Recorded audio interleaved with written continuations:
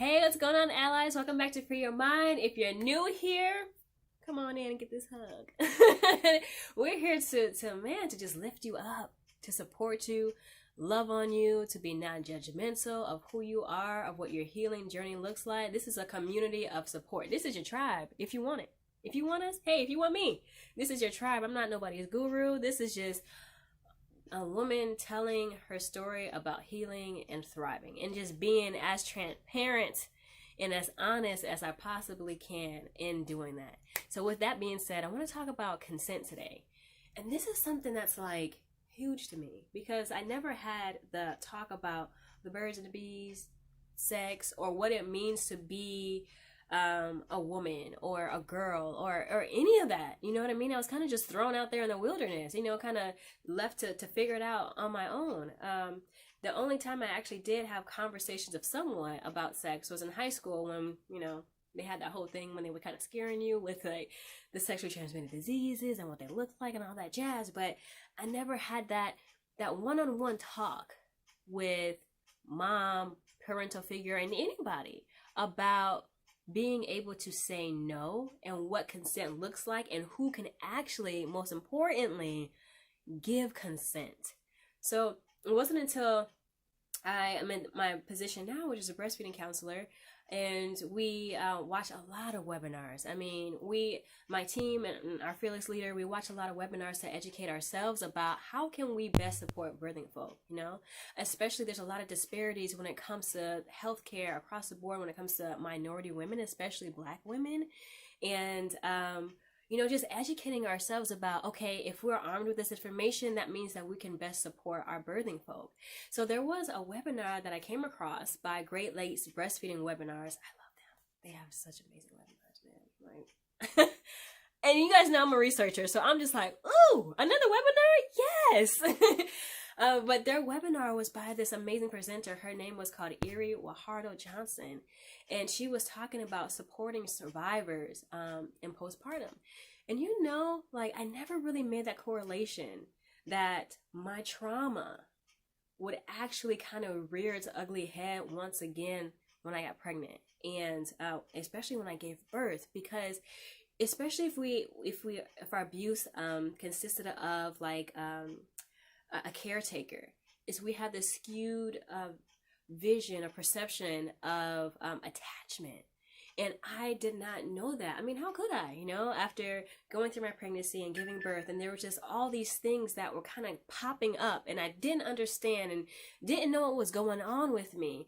But in this presentation, she's talking about, how, I guess like how, I don't want to say popular it is, but how the statistics on how many people are actually victimized in society and how it's so grossly underreported. And she has this whole section on talking about consent, who can give consent, at what age you can give consent, and if you're under any type of influence, alcohol or drugs, that's an automatic no. You can't give consent whatsoever.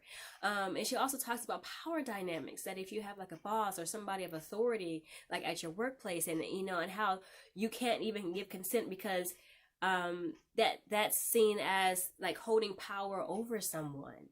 And if you're talking about sexual violence in general, a lot of it has to do with, in general, it is just have to do with power, having power over someone.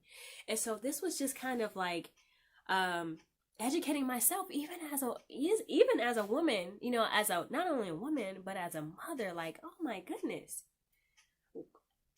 I was kind of speechless, really, because I'm thinking to myself, how many people, including me as a survivor, do not understand consent, what it looks like, who can give it?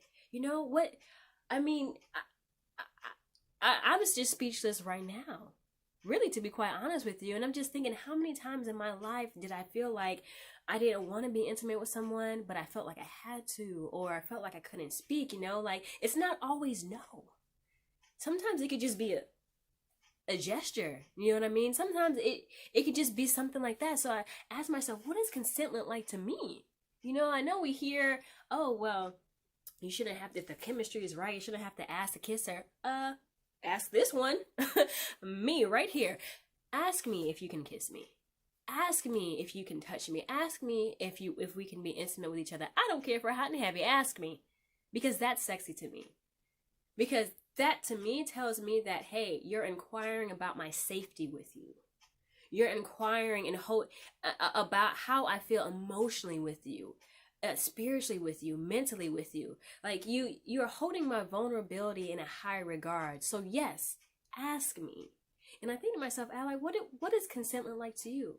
What would you like someone to do for you? And if they don't, you have total power in walking away. It's your body, so that means it's your rules. Your body, your rules. You get to set the tone. So if you've already explained to them, hey, this is what consent looks to me as far as being intimate, as far as just touching in general, and they don't want to abide, next, like Ariana Grande, thank you, next. Because there's somebody else who's going to respect what you have to say and who are going to see your boundaries and respect those boundaries. So I wanted us to just have this conversation. What does it look like to you? Consent in general. And have you asked yourself those questions? And when she went into this presentation, there was another, she has a podcast that's actually talking about how to be an ally. And you know what, allies?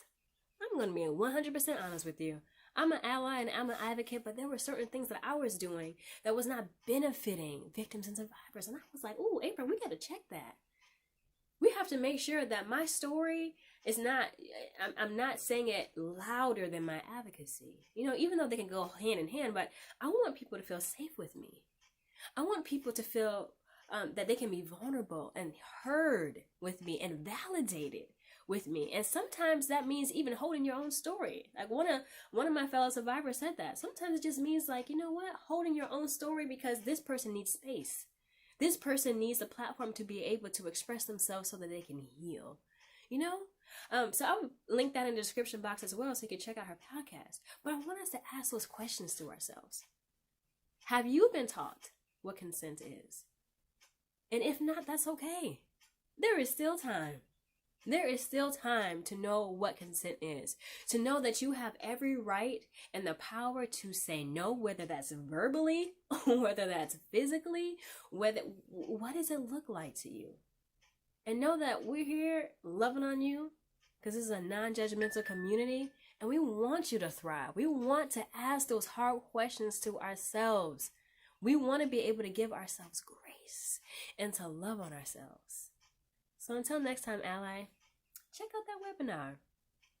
Check it out. Tell me what you think about it. Maybe we can start a little discussion in the comment section.